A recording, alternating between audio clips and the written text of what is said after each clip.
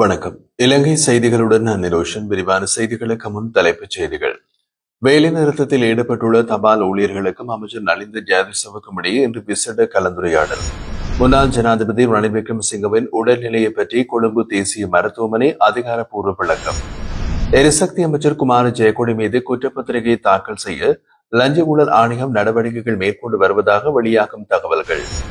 ரணில் விக்ரமசிங்கே கைது செய்யப்பட்டு சிறையில் அடைக்கப்பட்டிருப்பது இலங்கையின் அரசியலை புதிய திசைக்கு நகர்த்தும் முன்னேற்பாடாக அமைகிறது என்று பாராளுமன்ற உறுப்பினர் திலீப் ஜாவீரக் தெரிவிப்பு. தொடர்வது விரிவான செய்திகள். தொடர்ந்து 7வது நாளாகவும் வேலைநிறுத்தத்தில் ஈடுபட்டுள்ள தபால் ஊழியர்களுக்கும் அமைச்சர் நலிந்த ஜாதிசவுக்கும் இடையே இன்று விசேட கலந்துரையாடல் ஒன்று நடைபெறவுள்ளதாக தெரிவிக்கப்படுகிறது. இன்று இந்த கலந்துரையாடல் நடைபெறுவதோடு இதற்காக போராட்டத்தில் ஈடுபட்டுள்ள அனைத்து தபால் தொழிற்சங்கங்களின் பிரதிநிதிகளும் அழைக்கப்பட்டுள்ளதாகவும் தெரிவிக்கப்படுகின்றது.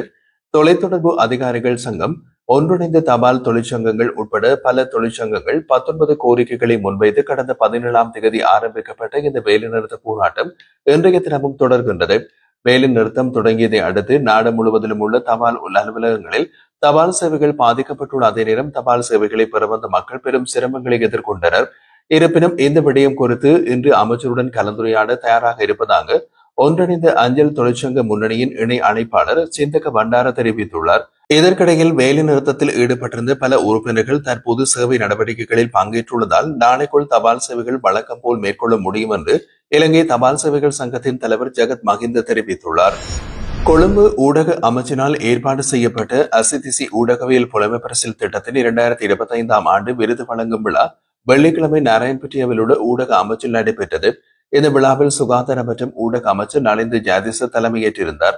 மொத்தம் 61 ஊடகவியலாளர்களுக்கு புலமை பரிசுகள் வழங்கப்பட்டன. இதன் முக்கிய நோக்கம் பத்திரிகையாளர்கள் தங்கள் தொழில்முறை திறன்களை பயிற்சி மற்றும் கல்வி மூலமாக மேம்படுத்திக் கொள்வதற்கு வாய்ப்பளிப்பதாகும்.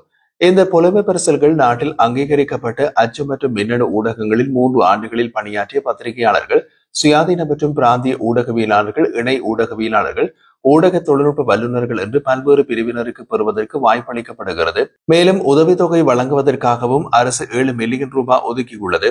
2006ஆம் ஆண்டு 11 ஊடகவியலாளர்களுக்கு உதவித்தொகை வழங்கி தொடங்கப்பட்ட இந்த திட்டத்தின் மூலம் இதுவரை 1133 ஊடகவியலாளர்கள் பலனடைந்துள்ளார்கள். விழாவில் உரையாற்றிய அமைச்சர் நலிந்த ஜாதிச, பத்திரிகையாளர்கள் ஊடகத்துறையில் தங்கள் திறமைகள் மற்றும் நிபுணத்துவத்தை மேம்படுத்த அரசாங்கம் தொடர்ந்து வாய்ப்புகளை வழங்கி வருவதாகவும், புதிய ஊடக கொள்கை, பத்திரிகையாளர்களுக்கான நெறிமுறை கோவை, பத்திரிகையாளர்களுக்கான நிறுவனம் ஆகியவை ஏற்கனவே செயல்படுத்தப்பட்டுள்ளதாகவும், விரைவில் பத்திரிகையாளர்களுக்கு காப்பீட்டு திட்டம் அறிமுகப்படுத்தப்படும் என்றும் தெரிவித்திருந்தார். மேலும் வெளிநாடுகளில் அங்கீகரிக்கப்பட்ட பயிற்சிகள், பட்டங்கள் மற்றும் அனுபவ பரிமாற்ற திட்டங்களில் உள்ளூர் ஊடகவியலாளர்களை இணைக்கும் நோக்கில் வெளிநாட்டு ராஜதந்திரிகளோடு கலந்துரையாடல்கள் நடைபெற்று வருவதாகவும் அவர் குறிப்பிட்டிருந்தார். முன்னாள் ஜனாதிபதி ரணில் விக்ரமசிங்கவின் உடல்நிலையை பற்றி கொழும்பு தேசிய மருத்துவமனை அதிகாரப்பூர்வமான விளக்கம் ஒன்றை வெளியிட்டுள்ளது. கொழும்பு தேசிய மருத்துவமனையின் பிரதிபலிப்பாளர் வைத்தியர் பிரதீப் விஜயசிங்க ஆங்கில ஊடகம் ஒன்றுக்கு வழங்கிய நேர்காணலில் ஒன்றில் இந்த விடயத்தை குறிப்பிட்டுள்ளார். அதன்படி வயது காரணமாக அவரது இரத்த அழுத்தம் சிறிதளவு அதிகமாக உள்ளது.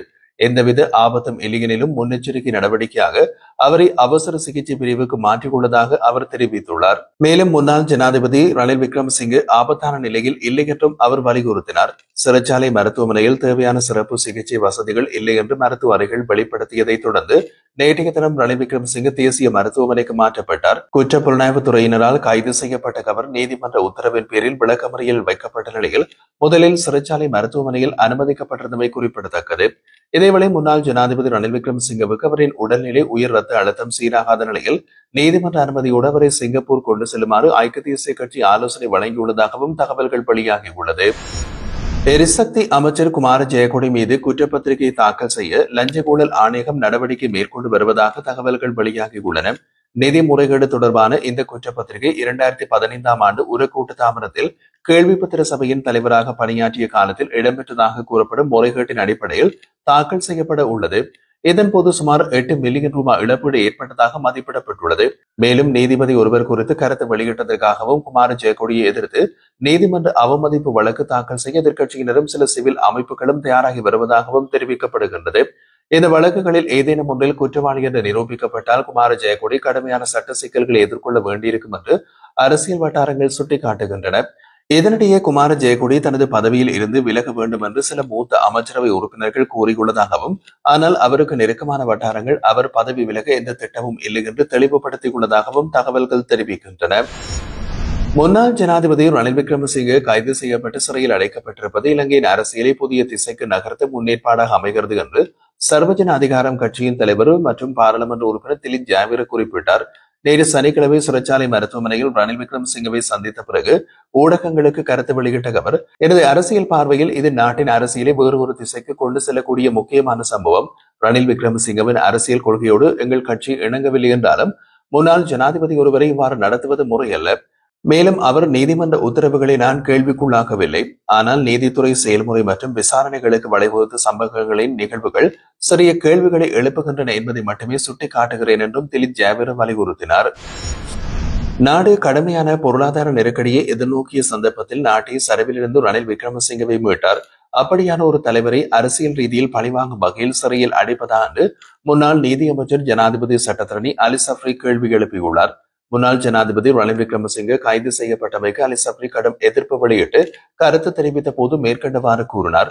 அத்துடன் சமூக ஊடக செயற்பாட்டாளர் ஒருவர் கணித்ததாக கூறப்படுவதற்கு அமைய ரணில் விக்ரமசிங்கே கைது செய்யப்பட்டுள்ளமை வருத்தம் அளிக்கிறது என்றும் அலி சப்ரி தெரிவித்தார். இதேவேளை முன்னாள் ஜனாதிபதி ரணில் விக்ரமசிங்கவை கைது செய்யக்கூடிய சாத்தியக்கூறுகள் பற்றி சமூக ஊடக செயற்பாட்டாளர் சுதத்த திலகஸ்ரீக்கு எவ்வாறு முன்கூட்டியே தெரியும் என்றும் நாடாளுமன்ற உறுப்பினர் சாமர சம்பத் தசாநாயக்க கேள்வி எழுப்பினார். பொரலஸ்கமுவ மாலினி புலத்சிங்க வீதியில் இடம்பெற்ற துப்பாக்கி சூட்டு சம்பவத்தில் 25 வயது இளைஞர் ஒருவர் உயிரிழந்துள்ளதாகவும் மற்றும் ஒருவர் காயமடைந்துள்ளதாகவும் போலீஸ் ஊடக பேச்சாளர் தெரிவித்துள்ளார். இன்றைய தினம் அதிகாலை 12:30 மணியளவில் முச்சக்கர வண்டியில் வந்து அடையாளம் தெரியாத துப்பாக்கிதாரியார் இந்த துப்பாக்கி சூடு நடத்தப்பட்டதாக போலீசார் தெரிவிக்கின்றனர். உயிரிழந்தவர் கல்கிச பகுதியை சேர்ந்த 25 வயதுடைய கிஹான் துலான் பெரேரா என அடையாளம் காணப்பட்டுள்ளார்.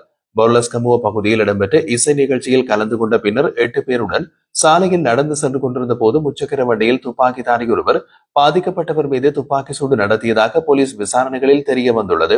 இசை நிகழ்ச்சியின் போது ஏற்பட்ட வாக்குவாதத்தை தொடர்ந்து துப்பாக்கிச்சூடு நடந்திருக்கலாம் என்று போலீசார் சந்தேகம் வெளியிட்டுள்ளனர். இதுவரை நடத்தப்பட்ட விசாரணைகளில் இரு தரப்பினரும் சில ஒழுங்கமைக்கப்பட்ட குற்றவியல் குழுக்களை சேர்ந்தவர்கள் என்பதும் தெரிய வந்துள்ளதாக போலீஸ் ஊடக பேச்சாளர் மேலும் தெரிவித்துள்ளார். நாட்டிற்கு வருகை தரும் சுற்றுலா பயணிகளை ஈர்க்கும் வகையில் தற்போது பல்வேறு அபிவிருத்தி வேலை திட்டங்கள் முன்னெடுக்கப்பட்டு வருகின்றன. இந்த நிலையில் நாட்டின் சுற்றுலா மேம்பாட்டு திட்டத்தை செயல்படுத்துவதற்கு ஜனாதிபதி பணிக்குழு ஒன்று நியமிக்கப்பட்டுள்ளது. ஜனாதிபதி அனுர்குமார் திசாநாயக்கவினால் இதற்கான வர்த்தமானி அறிவித்தல் வெளியிடப்பட்டுள்ளது. அதன்படி 25 உறுப்பினர்களை கொண்டு ஜனாதிபதி பணிக்குழுவிற்கு வெளியுறவு மற்றும் வெளிநாட்டு வேலைவாய்ப்பு மற்றும் சுற்றுலா அமைச்சர் விஜித ஹேரத் தலைவராக நியமிக்கப்பட்டுள்ளார்.